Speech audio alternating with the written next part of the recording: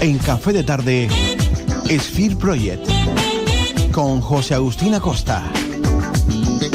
José Agustín Acosta, que está por aquí con todo su equipo. ¿Qué tal, José? ¿Cómo está? Feliz año, la primera vez del 2025. Exacto, Manolo, feliz año 2025, que yo todavía no había aparecido por aquí con mi equipo y por fin ya estamos. La verdad que muy contento de estar aquí otra vez en este 2000 maravilloso 25 que nos espera. Sí, que tenemos por delante muchísimas oportunidades. Espero que se porte como mínimo como el 2024, ¿no? Se va a portar mejor, Espero. Sí. Como dice José Mota, si no me lo puedes mejorar, igualamelo, ¿eh? Con eso, exacto. Feliz. Pero bueno, 2025 viene con novedades también para Sphere Project, ¿no? Para este espacio. Por supuesto, este espacio a partir ya de febrero, que para que los que no nos haya escuchado en el programa anterior, en el de especial de Navidad, adelantábamos que vamos a empezar a venir de manera quincenal. Ya no va a ser solamente mensual, sino quincenal, y eso para mí también es una alegría. Retazo, y un reto, ¿no? Un reto, por supuesto, pero es más una alegría que un reto, créeme. Qué bueno. Un placer componer para esto. Cuéntanos, ¿qué tenemos en esta jornada? Sí, pues mira, hoy hemos tratado a un escritor que se dedica especialmente a la novela detectivesca. Seguramente muchos dirán, con esta música de fondo, ¿de quién podremos estar hablando? Pues de Arthur Conan Doyle. Es el legendario escritor que crea al personaje Sherlock Holmes y al señor Watson, por supuesto. Voy a leeros ahora un poquito de quién ha sido, en qué se especializó realmente y cómo desembocó todo esto. Perfecto. Pues realmente él no era escritor, no tenía pensado más que una carrera que no tiene nada que ver, basada en la ciencia, que era la de ser médico. Debido a que no triunfó, curiosamente, como doctor, lo intentó por muchas vías, asociándose cuando terminó la carrera, pues en lo personal, no le salía, no le llegaban, como quien dice, clientes, ¿no? a su consultoría. Y al final, en medio de todo esto, él iba pues creando sus personajes y escribiendo, que era, como por decirlo así, su segunda vocación, o podemos llamarlo un hobby que en su momento, ¿no? Pero no, esto acaba profesionalizándose, parece que la vida le estaba forzando a crearlo y nace al final el personaje de Sherlock Holmes y la fama que ha repercutido mundialmente. Pues nada más y nada menos, creó 4 novelas y 56 relatos cortos, de los cuales hoy vamos a presentar uno, que es la producción que tenemos, que se llama El misterio del Valle Boscombe. Es uno que pertenece además a uno de los 4 libros, a una de las adaptaciones, que es las aventuras de Sherlock Holmes, que es donde se reúnen los 12 primeros relatos que él crea. Con nosotros, para que veáis el equipo que está, también se incorpora un nuevo colaborador, que es Manuel Pérez Cedrés. Estuvo ya en la primera temporada con nosotros, es poeta y escritor canario. Cuando estuvo con nosotros aquí, creo que no sé si fue el tercer programa que realizamos, que curiosamente también coordina con el narrador que ha trabajado con nosotros, Daniel Moreno, que viene hoy también aquí. Curiosamente los dos vuelven a estar en el mismo momento. Buenas tardes. Es muy curioso. Pues se incorpora con nosotros al equipo de colaboración para tratar de manera una literaria más profesional, ¿no? Ya lo tenemos al otro lado del teléfono. Perfecto. Manuel, bienvenido. Bien, muchas gracias, bien hallado, como digo yo, gracias por la invitación, un placer estar ahí con ustedes y un doble placer hablar de Conan Doyle, ¿no? O sea que yo encantado. Qué bueno, maravilla, entonces. También nos acompaña pues Pedro González y Rodríguez hoy también. Así que, si quieres, podemos ir empezando a hablar con el narrador, a ver cómo le ha sido cómo ha sido esta experiencia. ¿No? Estamos hablando de un relato en el que uno tiene que poner quizás un poquito más como que de alma, ¿no? Porque quizás un poquito, aunque estemos hablando de Sherlock Holmes, ¿no? O sea, al final todo el mundo entiende de aventuras y demás, pero es un poquito como hay algo oscuro siempre ahí atrás, siempre, ¿no? Y uno tiene que volcarse quizás un poco más. En una novela como todas las que tienen que ver con Sherlock Holmes, o casi todas las de detectives que tienen como temática principal lo que es la deducción, la investigación, siempre hay un tono como mucho más, no siniestro, pero de ese misterio, sombrío, ¿no? Tirar de ese hilo, de querer captar la como para adentro, como claro, para adentro. Claro, ¿no? de querer también traer con nosotros al lector, de traerlo con nosotros en esta aventura para que vaya descubriendo poco a poco esos giros de trama, cómo encajan las piezas del puzzle. No sé, creo que es algo súper mágico. A mí personalmente prefiero más este tipo de novelas detectivescas cosas más modernas, que la ciencia está bien, o sea, me acuerdo, me viene a la mente SSI y demás, pero se pierde ese encanto, ¿no? Claro. Ya cuando entra de por medio la ciencia para decirte esta es la respuesta, ahí pierde un poco el encanto de toda la esencia detective. Evidentemente te lleva más, ¿no? Te ves te lees un Sherlock Holmes o Agatha Christie, por ejemplo, ¿no? Que también era otra grande, ¿no? Del misterio. Y evidentemente te lleva. Pero ¿cómo te preparas para narrar? O sea, con todo lo que nos estás contando, tú evidentemente eres consciente de todo esto cuando te sientas para empezar a narrar este relato. ¿Cómo se prepara uno? Porque claro, tú no vas hablando así por la calle todo el día, ¿no? No. ya me gustaría, me haría el interesante, pero no creo que sea lo correcto. Pues bueno, un poco también es intentar entender cuál es el papel que juega cada personaje en la historia, ¿no? Ya lo escucharemos ahora, pero por ejemplo se me viene el personaje de Lestrade, que es como esta persona que quiere hacer su trabajo, pero en todas las novelas de Sherlock siempre termina como haciéndolo regulín o mal, o dejándose muchas cosas. Quiere hacerlo, pero al trancazo, por así decirlo. Sherlock, por otro lado, es otro personaje que a lo mejor está atento a tantas cosas que se le olvidan a lo mejor detalles que su compañero Watson ve con más frialdad o ve con más pies en la tierra, como estábamos comentando antes. Los dos puntos de vista que tienen los personajes, lo hablábamos con Pedro. Watson es más el anclaje, ¿no? Sí, antes comentábamos que yo hacía un paralelismo entre Don Quijote y Sancho Panza. O sea, uno es un místico, está viendo otras dimensiones, y Watson en este caso le pone los pies en el suelo. Date cuenta que incluso en la trayectoria, en la historia de los personajes, Watson con el tiempo se casa. O sea, es un tipo conservador, un tipo, pues digamos que más tradicional. Watson es un tipo solitario, con su violín, su opio, y con su de hecho está en contra de esa boda. Sherlock está en contra de esa boda, o sea, no entiende esa boda. Por eso son casi dos personajes tan antagonistas, pero que se complementan perfectamente. Porque uno necesita de la racionalidad del otro. Exacto, totalmente. No puedes estar siempre en la mística. Al final la realidad tiene que estar aquí. Pues yo, antes de entrar en la reproducción del audio relato, quiero dar un breve resumen de lo que vamos a escuchar, ¿vale? Entonces, vamos a leer un poquito de lo que trata este relato que creó Arthur Conan Doyle. Se publicó en el año 1891, como comenté anteriormente, como parte de las aventuras de Sherlock Holmes. Comienza con un asesinato en el Valle de Boscombe, donde Charles McCarthy es encontrado muerto. Su hijo, James McCarthy, es arrestado como principal sospechoso debido a un supuesto altercado entre ambos poco antes del crimen. Sin embargo, la evidencia circunstancial no convence al detective, quien junto con su amigo Watson investiga el caso. Comentar que nosotros estamos realizando aquí una adaptación que es un resumen del relato original. No se va a reproducir el relato original al completo. Lo hemos adaptado para que pueda realizarse en radio con una duración estipulada de unos 7 minutos, ¿vale? Para tenerlo en cuenta. Pues si quieren vamos a escucharle, ya con tanta expectación, ¿no? Y a uno le apetece escuchar el relato. Vamos con ello. Con este relato hoy dedicado a Sir Arthur Conan Doyle, a Sherlock Holmes. El misterio del Valle Boscombe. Mi nombre es John H. Watson, médico de profesión y compañero inseparable de Sherlock Holmes. Aunque hemos trabajado juntos en numerosos casos, pocos me resultaron tan impactantes como el crimen del Valle Boscombe, donde la destreza de mi amigo para descifrar lo invisible brilló con especial intensidad. Todo comenzó una mañana en Baker Street, cuando Holmes, absorto en una carta que acababa de recibir, rompió su silencio habitual. Watson, tenemos un caso interesante en Hertfordshire. Lestrade nos solicita ayuda en un asesinato en el Valle Boscombe. Un joven llamado James McCarthy ha sido acusado de matar a su propio padre, Charles McCarthy.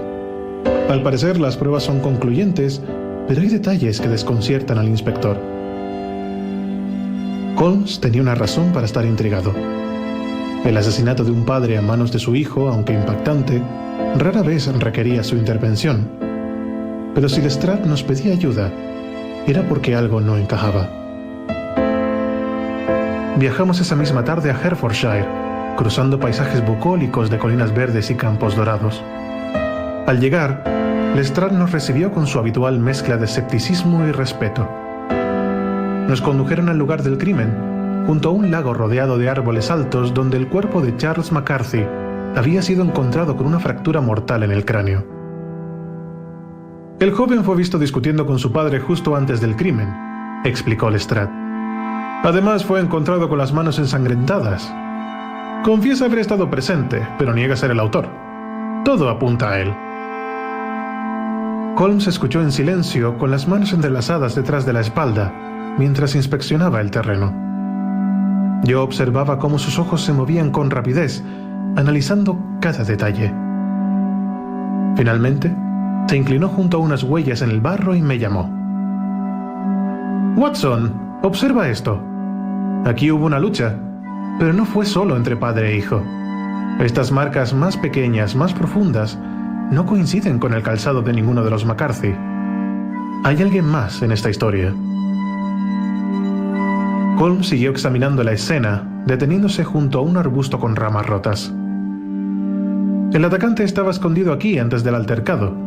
Y fíjate en esto», dijo señalando a unas hojas aplastadas. «Estas marcas indican que el arma homicida fue arrojada al agua. Lestrade, ordene buscar en el lago. La roca utilizada debe estar allí». La precisión de Holmes era impresionante, pero aún quedaban muchas preguntas. Más tarde nos reunimos con Alice Turner, la hija de la arrendadora de los McCarthy, una joven que mostró gran preocupación por James. Su sinceridad era evidente mientras hablaba. «James es incapaz de hacer algo así, señor Holmes. Es cierto que discutían, pero mi padre presionaba a James para que nos casáramos. Él no quería estar obligado a nada. Aún así amaba a su padre a pesar de sus diferencias. Esto no tiene sentido». Holmes escuchó con atención, pero no comentó nada. Esa noche, en la posada donde nos alojábamos, permaneció largo tiempo reflexionando, con su pipa en la mano y una mirada de concentración que conocía bien. Finalmente, rompió el silencio. «Watson, creo que tenemos una pista clave. Antes de morir, Charles McCarthy pronunció una palabra, rata, pero no hablaba de un animal. Esa palabra es parte de un lugar, Ballarat». «¿Ballarat?», pregunté intrigado. «Un asentamiento minero en Australia, donde Charles vivió hace años. Es evidente que este crimen no es un simple altercado familiar. Hay algo en el pasado de Charles que ha regresado para ajustarle cuentas». A la mañana siguiente, Holmes pidió reunir a todos los implicados en el caso en el lugar del crimen. Allí, ante Lestrade, Alice y otros testigos, expusieron sus conclusiones. «James McCarthy es inocente», declaró con firmeza. «El verdadero asesino es un hombre llamado John Turner, el padre de Alice». El rostro de la joven se llenó de incredulidad y Lestrade frunció el ceño. Pero Holmes continuó. «John Turner y Charles McCarthy compartieron un oscuro pasado en Ballarat. Ambos fueron buscadores de oro, pero Turner cometió delitos allí. McCarthy lo descubrió y lo extorsionó durante años. Su presencia en este valle no fue una coincidencia. Se instaló aquí para vigilar a Turner y seguir sacándole dinero». Holmes explicó que el día del crimen, McCarthy había exigido más dinero, amenazando con revelar el pasado de Turner. Este último, consumido por la ira y el miedo, lo había seguido hasta el lago y lo confrontó. La discusión terminó en violencia y Turner golpeó a McCarthy con una roca, matándolo al instante. Las huellas más pequeñas y las ramas rotas que encontré demostraron que Turner se escondió para emboscarlo, y la roca utilizada como arma homicida ha sido recuperada del lago. No hay duda de su culpabilidad. En ese momento, John Turner, que había sido llevado al lugar bajo pretexto, confesó. Entre sollozos, explicó que había accionado por desesperación, temiendo que McCarthy destruyera la vida de su hija al obligarla a casarse con James bajo coacción. «Él me tenía bajo su poder durante años», dijo Turner con voz rota. «No pude soportarlo más». Aunque su confesión alivió al inocente James McCarthy, la tragedia del caso dejó una marca en todos los presentes. Más tarde, mientras regresábamos a Londres, no pude evitar expresar mi admiración por la brillantez de Holmes. «Holmes, lograste desentrañar un crimen que parecía evidente, pero que esconde una historia mucho más compleja». Él, como de costumbre, restó importancia a mis palabras. «Mi querido Watson, el mundo está lleno de hechos que parecen obvios, pero que si se observan con atención, revelan verdades más profundas. La lógica y la observación son las herramientas más poderosas que poseemos. Así, una vez más, la mente incomparable de Sherlock Holmes había logrado transformar un misterio oscuro en una lección de justicia y humanidad.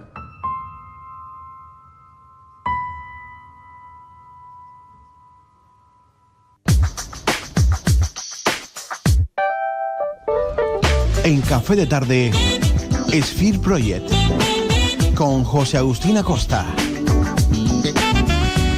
¿Qué tal entonces? Yo te veo contento, ¿eh? Sí, no, la verdad que me gusta mucho el resultado de este audiorelato, de esta Muy producción. chulo, ha estado muy, muy bien logrado. Por supuestísimo. Yo en mi caso, por ejemplo, intenté a veces, que me gusta mucho buscar otras sonoridades distintas a los estereotipos que se pueden poner en este tipo de novela, pero que va, al final digo, tengo que entrar en el aro porque me llamaba el componer de esta forma. Es que más o menos son todas así como...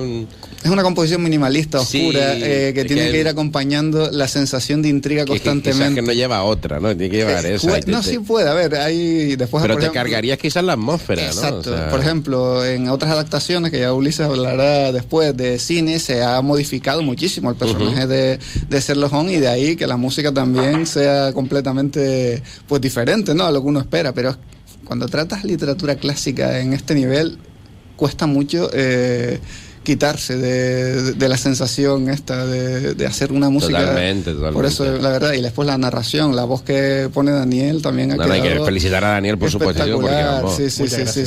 Creo que lo ha hecho muy bien. De hecho, también te digo, lo haremos más veces. Esto no va a ser el único Sherlock que aparecerá por aquí. Hombre, no, vale. Molaríamos que hubieran varios, ¿no? Haremos más. Ya claro, esto es un acuerdo al que hemos llegado. Yo me apunto a lo que ustedes quieran, la verdad. Vamos. Qué bueno. Oye, para la gente que se está conectando en Facebook, alguien me dice, por ahí no, es que no se oye a los invitados. No, los invitados no se escuchan porque esto es una emisión con mi móvil. Tú quieres escuchar la radio 97.3 si estás en la forma de Gran Canaria, en el norte, en el centro, en caso de que estés en el sur, 104.4, y en el sureste, 105.8. Cualquier rincón del mundo, www.radiolaspalmas.com. Ahí tiene un play justo ahí y tal, o te puedes descargar nuestra aplicación también, que está muy chula. Te vas a la Apple Store o al Play Store, busca Radio Las Palmas, esa palmera amarilla con fondo negro, y ahí tienes tu información, emisión online y demás. Pero por eso, que no se va a escuchar, por mucho que me sigas viéndome a mí, no te vas a enterar de lo que está pasando en el estudio. Manuel, como escritor también, yo quiero conocer la opinión de Manuel, ¿no? Le toca a Manuel, además. De este relato.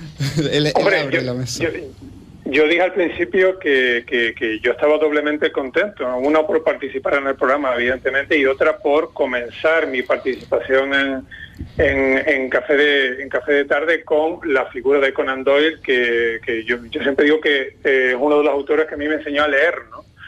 Y el personaje además de Holmes, es de esos personajes en la historia de la literatura contemporánea que acabas por amar u odiar al mismo tiempo, ¿no? Porque además tiene todas esas características que tienen los personajes perdedores, que además los contemplan además un universo repleto de bosquejos psicológicos, ¿no? Y además Conan Doyle era, entre otras cosas, experto en dibujar la parte psicológica de los personajes, ¿no? A colación de lo que dijo antes José en la introducción, una cosa que me resulta muy interesante es que el personaje de Holmes nunca fue del agrado, no acabó de ser del agrado del propio Conan Doyle, ¿no? Cierto. Es curioso que nunca le acabó de tener mucho cariño, ¿no? Y como característica, una de las cosas que también creo que es importante comentar, que Conan Doyle, digamos, el personaje de Holmes nació después de que Conan Doyle conociera al médico que era profesor en la Universidad de Edimburgo, Joseph Bell, que además era muy conocido entre su alumnado por ser tremendo especialista en capacidad deductiva, ¿no? Y a partir de ahí nace un personaje que está lleno además de oscuridades, está lleno de morfina, de cocaína, etcétera, etcétera, pero que lo convierte en un personaje básico en la literatura detectivesca de finales del XIX y del siglo XX. De hecho, si me permite, voy a hacer un pequeño comentario porque es verdad, cuando dijiste que Conan Doyle no estaba convencido con su personaje, ni siquiera le gustaba, es tan cierto, lo vi en un documental cuando me estaba preparando para realizar esta producción, y comentaba que por lo visto él mató a Sherlock Holmes en una de sus novelas. Es que me quedé sorprendido porque quería acabar con ese supuesto éxito que había tenido, y fue el público que le empezó a mandar cartas y le empezó a obligar a que siguiese con el personaje de Sherlock Holmes. O sea, es increíble esto, es increíble. Esto me recuerda, no sé si recuerdan ustedes la película y la novela de Stephen King, Misery, ¿no? Y la película Rob Reiner, cuando el protagonista mata a la protagonista, valga la redundancia, de su novela, ¿no? Y la otra le dice, mira, tú no puedes matar a alguien que me ha dado la vida, ¿no? En este caso, el propio público salvó el personaje de Holmes, claramente, ¿no? Curioso, muy, pero que muy curioso. Yo imagino que también, a lo mejor, Coyle quería en algún momento cambiar de personaje o escribir sobre otras cosas, y como el público, a lo mejor no se esperaba que Sherlock triunfara como triunfó, y como el público le pedía o le exigía o le demandaba más del personaje, él dijo, mira, me lo cargo y ya tengo así una excusa para poder trabajar en otros temas. Y al final, mira. Sí, a lo mejor es de estos personajes que haces casi que por casualidad, por decir, mira, me hago un libro y pongo a este tipo, me invento este tipo y va y cala como ha calado, ¿no? Que vamos, que se ha calado. ¿Quién no ha ido a Londres a la calle Baker Street? O sea... 221. Yo creo que absolutamente todos los que hemos ido a Londres, que por eso recomiendo que lo hagan, que vayan, porque hay un museo de Sherlock Holmes, o sea, que si les gusta. Y aparte que un poco lo que comentaba el compañero por teléfono, date cuenta que a él se cansa del personaje, hay una pelea con Moriarty, que es su gran enemigo, y lo tiene que resucitar a petición popular. Porque claro, hay que entender también que muchas de las obras de Conan Doyle que protagonizaba Sherlock Holmes eran entregas semanales. Eran entregas por capítulos, por serie, que se entregaban cada sábado con el periódico, no recuerdo con cuál. Todos estos relatos cortos realmente él los entregaba semanalmente. Entonces, claro, la gente esperaba, como los capítulos de hoy en día de una temporada, de una serie, pues la gente esperaba a esos capítulos, a esas historias que él publicaba. Pero sí es cierto que tuvo que resucitar a Sherlock Holmes porque la petición popular fue tremenda. Hablando de la publicación, empezó a publicarse en la revista The Strength Magazine, que además estuvo un montón de años publicando y que se sostuvo gracias a las historias de Conan Doyle sobre Holmes. Sí, señor. Qué bueno. Así fue, eran entregas semanales. Qué bueno. Pues ya que estamos con Pedro, seguimos con Pedro ya con la opinión oficial sobre el audiorelato. ¿Vale? Que me ha gustado eso de opinión oficial. Era guay, ¿no? Pues mira, lo primero, lo estábamos hablando antes de entrar en antena, que sí es verdad que este es un relato bastante más largo. Lo que pasa es que, claro, hay que resumirlo a los tiempos de la radio. Claro, obviamente aquí falta la parte deductiva, porque aquí estamos viendo de entrada ya el planteamiento de lo que está pasando y luego ya nos vamos al final con la deducción hecha. Claro, faltan todas las pistas que tiene que darte el texto para que tú puedas ir deduciendo de la mano de Sherlock Holmes. Pero sí es cierto que Agustín se ha adaptado muy bien. Lo que él comentaba, Agustín ha creado un leitmotiv al principio, que si se dan cuenta lo repite al final. Y luego, ¿qué ocurre? Justo en medio, todo eso, realmente Agustín se ha limitado a acompañarlo. Porque, claro, ¿qué destacas ahí? Si realmente el centro de la historia te lo has comido. No puedes meter ahí un arreglo especial, un acorde, incorporar cuerdas o incorporar... que ha metido algún detalle, pero es que realmente la estructura del relato tampoco le ha dado pie a hacer un desarrollo musical, porque es que justo la parte de en medio del relato, eso es lo que no está. Entonces, pero sí es verdad que lo que él decía, da ese toque un poco sombrío, misterioso, de búsqueda, ¿no? Que te remite pues a las novelas clásicas, porque estamos hablando de eso, de Sherlock Holmes, hablaríamos hasta de Rock and Roll, si me apuras. Hablaríamos de Dashiell Hammett y la cosecha roja, donde hablamos de cine negro, novela negra en aquel momento, pero es eso, ¿no? Es simplemente acompañarlo. El texto de por sí solo ya te cuenta todo lo que hay que contar. Aquí Agustín ha acertado. Sobre todo me ha gustado lo de iniciar y terminar con el mismo leitmotiv. Eso es un detalle a tener en cuenta, porque son los dos momentos que realmente destacan, son los diferentes, el inicio y el final. En medio, ese resumen que se ha hecho del texto, pues claro, pues hombre, ha mutilado el relato lógicamente, ¿no? Por una cuestión de tiempo también. Pero claro, Agustín, como siempre, se ha adaptado bien a los tiempos, que eso es importante, muy importante. Como comentábamos al principio, nos hubiese gustado poder, y me gustaría, hacer lo que son relatos completos, pero por temáticas de tiempo es imposible que podamos reproducirlo, porque entonces necesitaríamos demasiado. Entonces va a ser un formato que vamos a utilizar más a menudo, el resumir bastantes relatos conocidos para poder llevarlo a producción en la adaptación al audiorelato que estamos promoviendo, y creo que está quedando bastante bien para lo que teníamos en principio, pero teníamos muchas dudas, ¿no? Decíamos, no sabíamos si coger el formato de empezar a leer y parar y decir continúa leyendo, que ya lo utilizamos en Alicia en el País de las Maravillas, o este formato. Al final hemos decidido quedarnos con los dos, así que en Café de Tarde posiblemente estaremos juntos siempre que pongamos algún relato clásico o alguna novela que sea muy larga, la adaptaremos en esta forma, que creo que queda bien. Y que decir que me enamoré de mi propio leitmotiv, que se dice pronto, me gustó. Eso es lo importante. Me costó mucho sacarlo porque quería hacer algo que lo que le comentaba antes, ¿no? Algo atípico a lo de siempre en este tipo de novelas, que no lo conseguía, ¿no? Porque la atmósfera es obligatoria, que sea lo que... así, pero al final dije, tiene que ser algo que por lo menos destaque y que se te quede impregnado para cuando lo recuerdes el relato, y creo que lo conseguí. Pues creo que vamos a dar paso ahora a Ulises Rodríguez para que nos hable de la parte, la sensación cinematográfica que consigue este audiorelato. Bueno, Sherlock Holmes sí es verdad que no ha tenido tanta representación en la gran pantalla. Es un personaje que ha tenido sobre todo representaciones en series y es donde más reluce. Y el Valle Boscombe es uno de estos. En este caso el Valle Boscombe, en comparación al relato, tiene dos representaciones. Una que se hizo en 1968 y otra que se hizo en 1991. Estos siendo además los primeros capítulos de las series respectivas, siendo el Valle Boscombe uno de los relatos al final también más reconocidos. No de los más, porque sí es verdad que hay muchos relatos que tienen un reconocimiento mayor a la hora de hablar de Sherlock, pero el Valle Boscombe siempre suele ser de los primeros que se muestran porque es de los más recordados.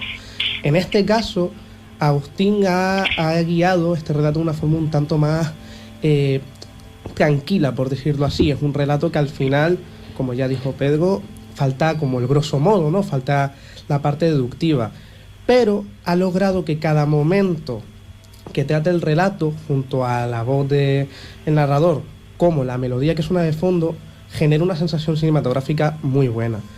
En la versión de 1968 hablamos de hace tanto tiempo que no hay melodía, no hay ningún tipo de banda sonora de fondo, pero en este caso este Sherlock es un poco más directo.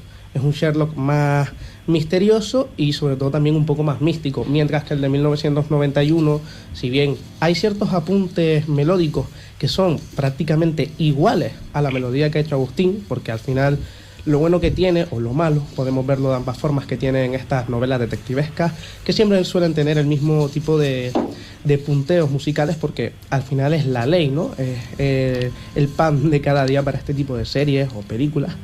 Y en este caso yo diría que nos acercamos más a la del 68, porque hablamos de un Sherlock más clásico, porque al final es el relato como tal, añadiéndole esa puntilla melodiosa. Y he de aclarar que, por ejemplo, la ayuda que da la música, por ejemplo, en el segundo 56 ya ocurre el primer cambio, que no es muy grande, porque siempre estamos prácticamente bajo la misma melodía, exceptuando algunos momentos, pero en el segundo 56, cuando Sherlock empieza a hablar del caso a Watson, es aquí cuando ya a lo mejor la música empieza a ser un poquito más iluminada, deja ese tono tan sombrío de Watson y se mete en un punto quizás hasta diría más místico. Adquiere un tono mayor. Exacto, tiene un tono superior, lo que hace que te ayude a pensar como Sherlock. Y cuando volvemos a la mente de Watson, volvemos a apagarnos de nuevo.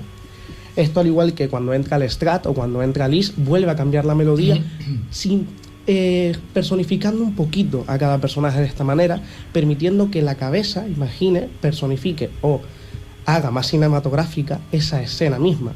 Un momento que me gusta mucho, hablando de cinematografía en este caso, es en el minuto 3:29, que es cuando Sherlock está pensando y llega a esa gran pista, ¿no?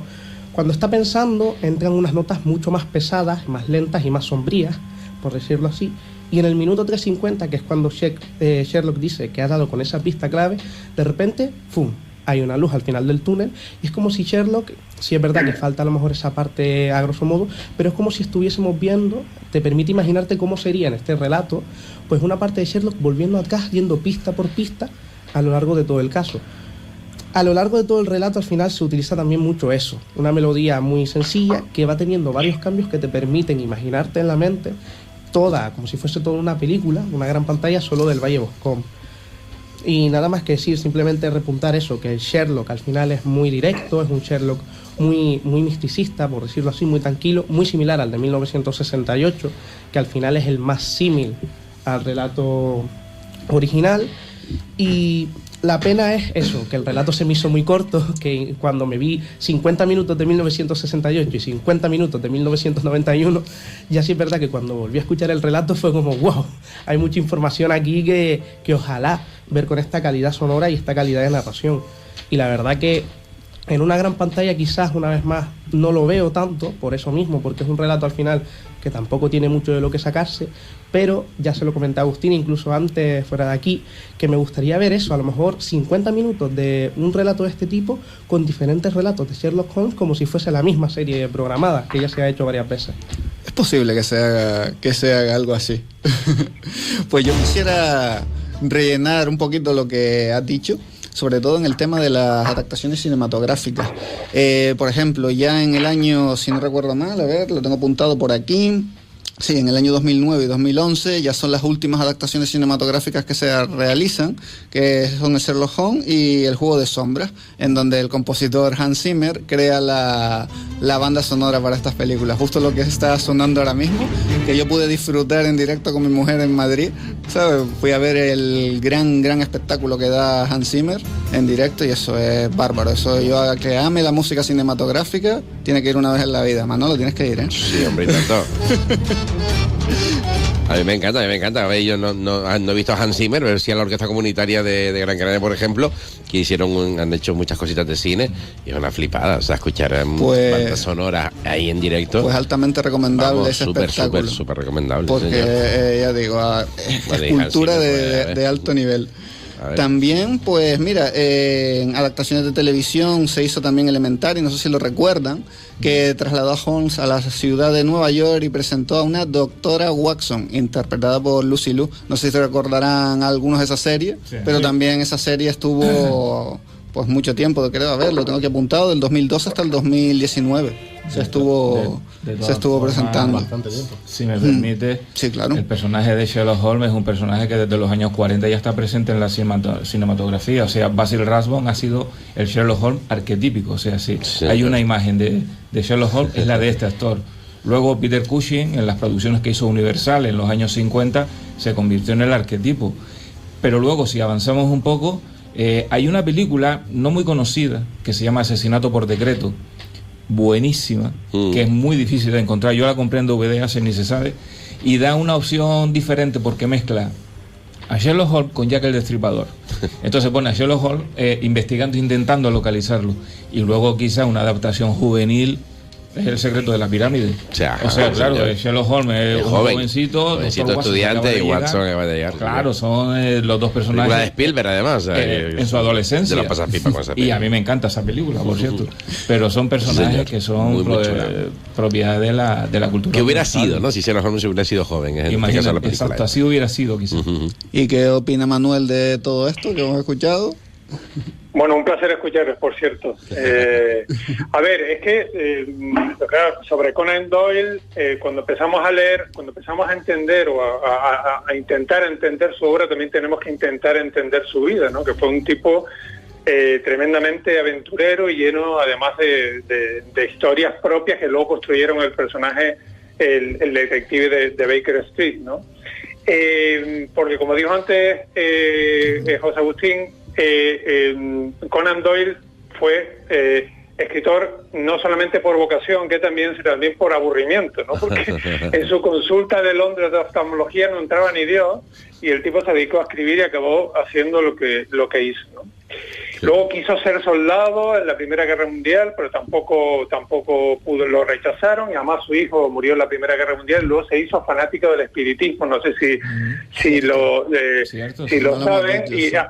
¿Perdón? Que no lo habíamos dicho, pero cierto, es verdad. Cierto. Sí, amante además de toda la corriente espiritista de Allan Kardec, ¿no? Entonces se obsesionó un poquito con eso, y además tuvo una vez una reyerta con el mago Houdini, porque intentó hacer aparecer a su madre en una sesión mediúnica y no pareció nada acá, y aquello fue tremendo, ¿no? Con lo cual, toda su literatura, porque no hay que olvidar que Conan Doyle no solamente es Sherlock Holmes, es histórica, aparte de miles de relatos, ciencia ficción, etcétera, etcétera, toda su historia personal construye el personaje de Holmes, y yo diría más, construye el personaje de Watson, que no solamente es la persona que acompaña a Holmes en su aventura, sino que además es el narrador, digamos, escondido en el alter ego de